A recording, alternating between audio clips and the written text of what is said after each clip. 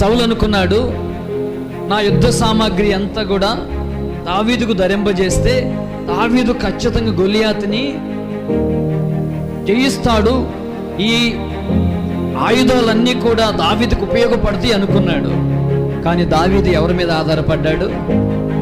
దేవుని మీద ఆధారపడినవాడై ఉన్నాడు.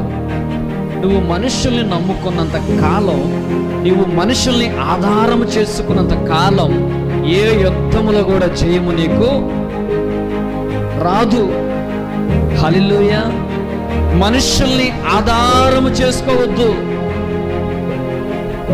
ఆయుధములను ఆధారము చేసుకోవద్దు. దావీదు చేతిలో ఏముంది? 5 రాళ్ళు, ఒక వడిస్, ఒక్క రాయితో గొలియాతుని జయించాడు. కారణం ఏంటంటే దావీదు దేవుని మీద ఆధారపడ్డాడు. నీకు కష్ట సమయం వచ్చినప్పుడు, శ్రమ వచ్చినప్పుడు, సవాలు వచ్చినప్పుడు నువ్వు ఎవరు తట్టు చూస్తున్నావు? సమస్య వచ్చినప్పుడు ఎవరిని పిలుస్తున్నావు?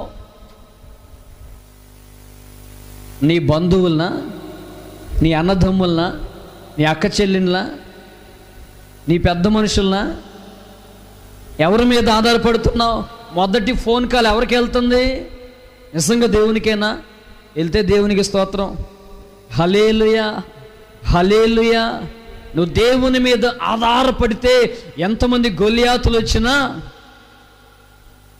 నా ప్రభు నీ కొరకు యుద్ధం చేస్తాడు.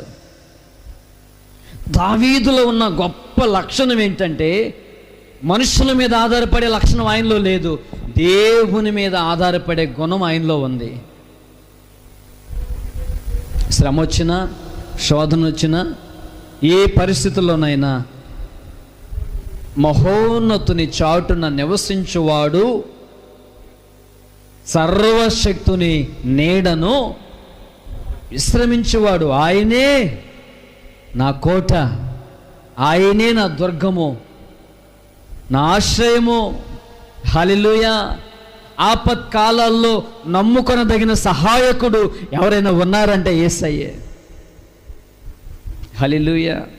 అందుకే భక్తుడు ఒక పాట రాశాడు, ఆధారం నీవేనయ్యా,